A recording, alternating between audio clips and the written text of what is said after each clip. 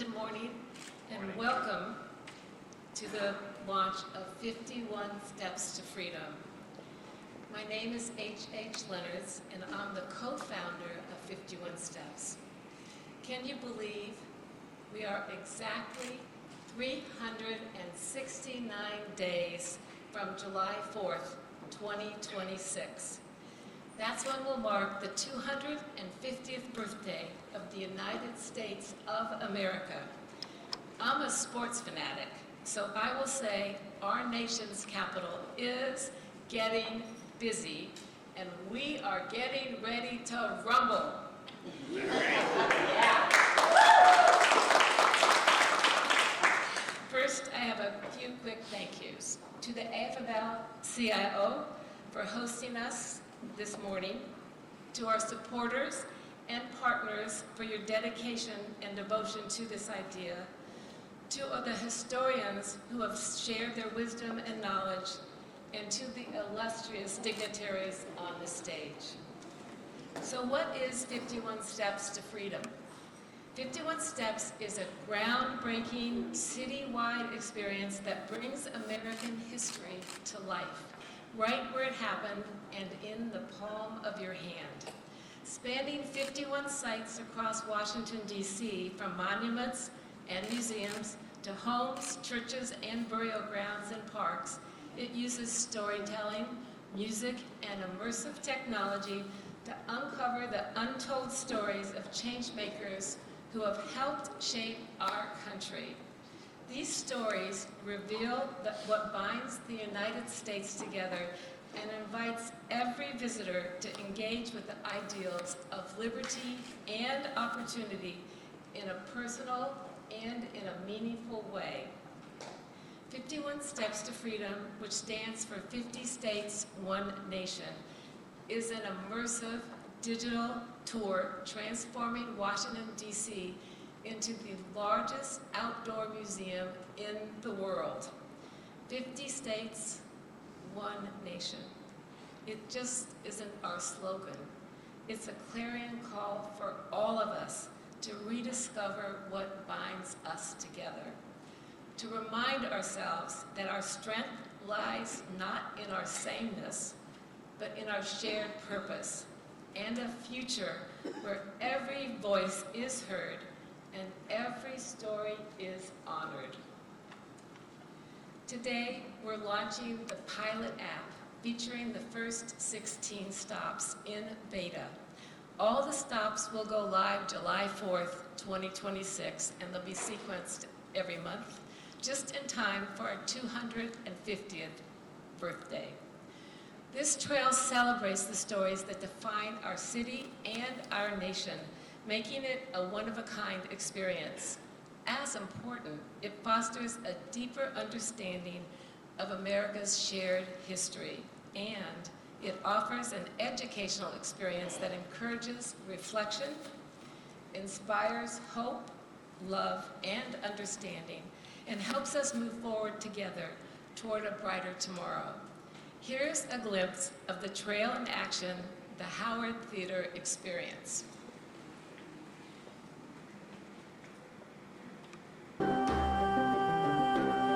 As you just saw, 51 Steps will make history accessible and engaging for everyone. No matter how you learn, 51 Steps will meet you there. 51 Steps to Freedom is a nonprofit, and we're inviting users to pay what they can to help build and sustain the trail for future generations. The app is free to download at www.51stepstofreedom.org, where users will reserve a ticket. Now I would like to introduce Elliot L. Ferguson II, the President and CEO of Destination DC.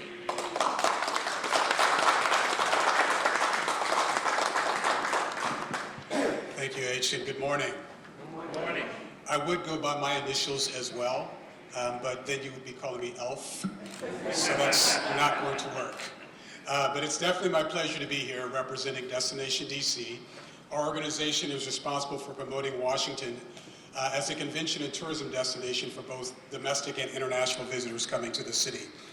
And in that regard, we are an economic engine for the city, bringing visitors to the city and also influencing or encouraging them to look at Washington beyond monuments, memorials, and museums and that federal experience, which we love, but we know that we have more to offer than just that. As I reflect on this year being the 249th anniversary of the Declaration of Independence, I'm excited about what's going to be happening next year in Washington and around the U.S. I am on the Mayor's Commission on the America's 250, and of course, to join what H and her team has done with 51 Steps is an honor for us to be able to promote Washington beyond the things in which people traditionally know about our destination. Now, we have offices in 8 different countries that sell our destination and give people a different perspective of what we have to offer. And as we look at America's 250 specifically next year, a part of that goal is to recognize the fact that we're still a very, very young country compared to a lot of the global community in which we're trying to attract. And as we look at our history, we would be remiss if we don't celebrate where we were 250 years ago, but equally as much to tell the whole story about what was missing 250 years ago when the Declaration of Independence was being signed. I think 51 Steps for us gives us an opportunity to not only focus on where we were 250 years ago as a people and as a nation, but also the strides in which we've made overall, and an opportunity for us to showcase Washington through a different lens, getting people off the National Mall and into our neighborhoods, to the O Street Mansion and to other parts of the city in which we'll have an opportunity to promote with 51 Steps. Now, along with Events DC and others, we've been partners along the way as this entire process has been developed. And we're thrilled to be able to offer this exciting opportunity to visitors, especially next year. Now, the 4th of July clearly is Washington, D.C.'s opportunity to showcase America's independence, but it will start for us in January of next year in terms of things to see and do in Washington, D.C. So on behalf of Destination DC and our amazing team, including our apprentice, Ken Lon Mitchell, who's joining us, and our Marriott Sorensen Scholar from Howard University, Casey Brown, who's in our office this year, and our marketing team, we're going to be engaged and we're going to be ready to showcase all the things that 51 Steps has to offer to visitors coming, domestically and internationally, as well as conventioneers. So to H, to Tracy, and to Paul Cohn, our former board chair, thank you all for bringing this great opportunity to Washington, D.C. as another way of promoting our destination beyond experiences in which people may not know about. And to my colleague with Events DC, and to Dr. Johnson, and to Councilmember Kenya McDuffie, it's my pleasure to share the stage with you all as we talk about this year-long celebration. Thank you very much.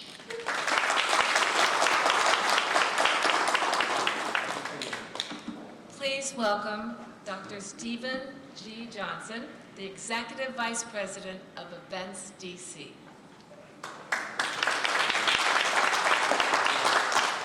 Good morning. Thank you for the kind introduction, Peaches. Appreciate you. It is great to be here today at AFL-CIO. I'm Dr. Stephen G. Johnson, Executive Vice President at Events DC. On behalf of our President and CEO, Angie M. Gates, I would like to acknowledge Mayor Muriel Bowser, the DC Council, including Councilmember Kenya McDuffie, who is joining us here today, the Events DC Board of Directors and staff.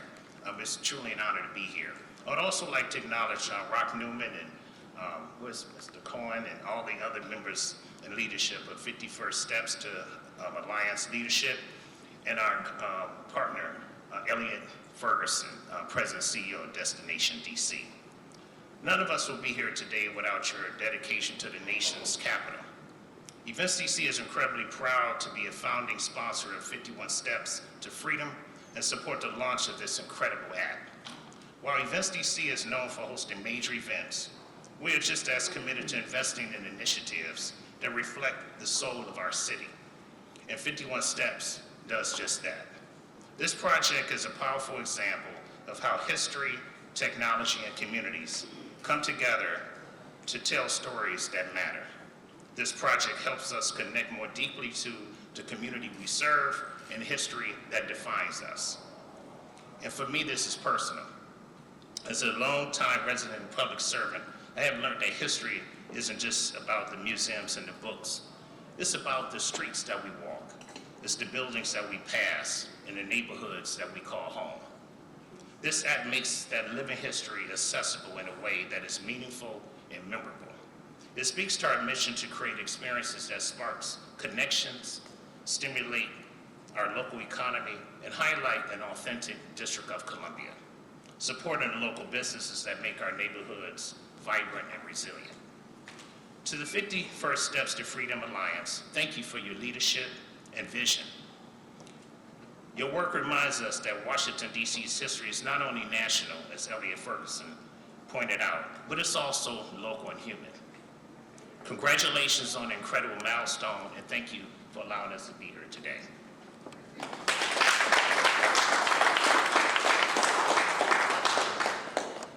We're honored to hear from Councilmember at-large Kenyon McDuffie, who chairs the Economic Development Committee.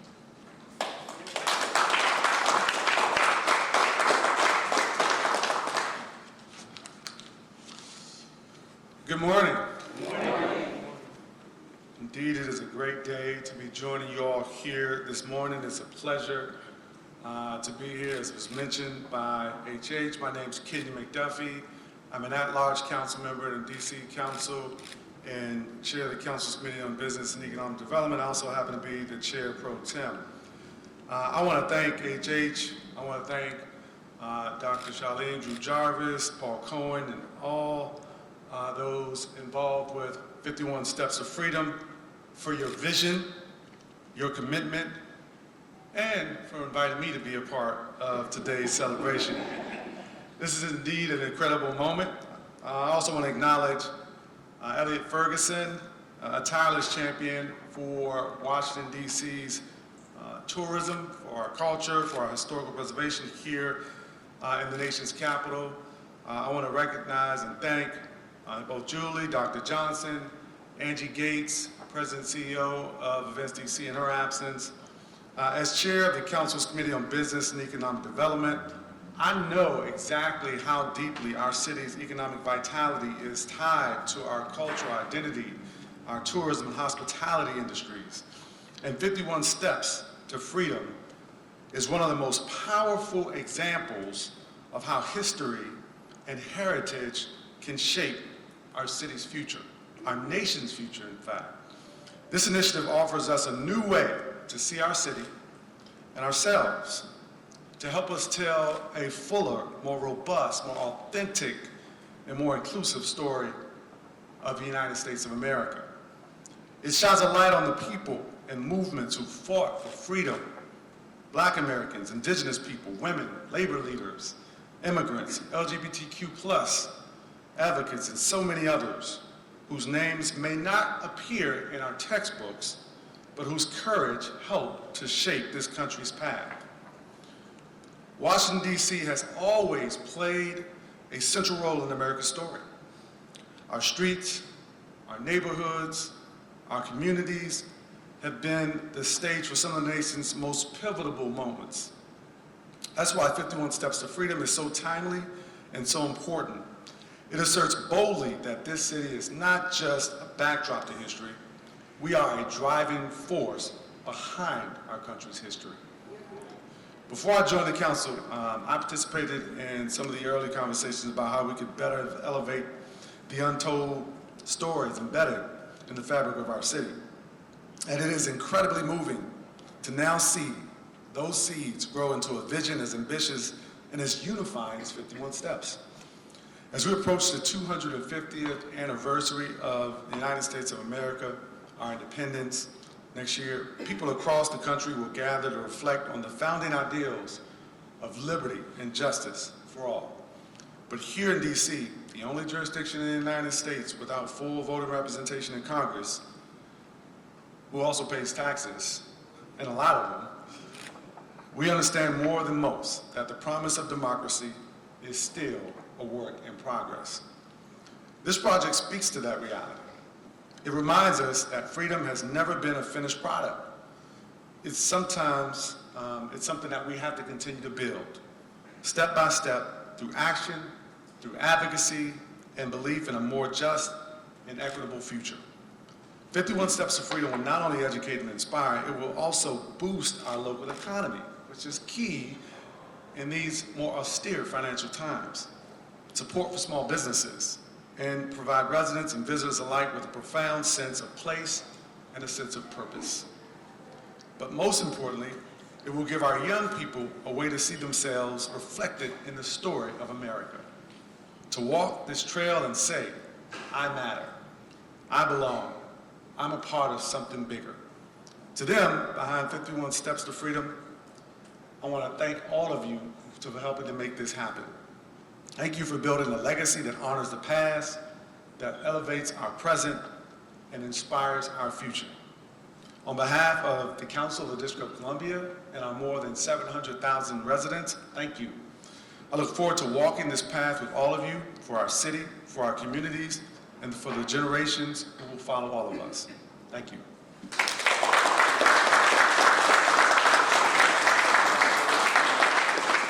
Now it's my pleasure to welcome AFL-CIO's Chief of Staff, Julie Collier.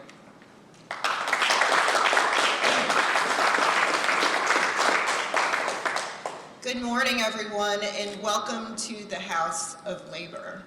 I just wanted to give a few minutes of just letting you know how honored the AFL-CIO is to be a part of this project. When H reached out to us a few weeks ago, President Schuler had no debate on whether or not we should host this here, fully participate. This mural that you see behind us is a part of this tour. It's over 300,000 mosaic tiles assembled, which from left to right tells the story of the labor movement, its diversity, its origins, and where we continue to go in the future. The AFL-CIO represents 15 million hardworking Americans throughout this country.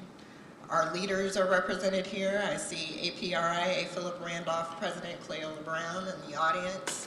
I can't tell you, thank you, the pride our staff truly took in helping to pull this together, and how honored it is to be hosting this kickoff here in a place where for 3 weeks we unfortunately felt like we were watching history be erased, only to see it be fully inculcated in the AFL-CIO to be a part of it. So thank you, H, for this honor. Thank you to all the dignitaries here. And again, welcome and enjoy the House of Labor. Thank you.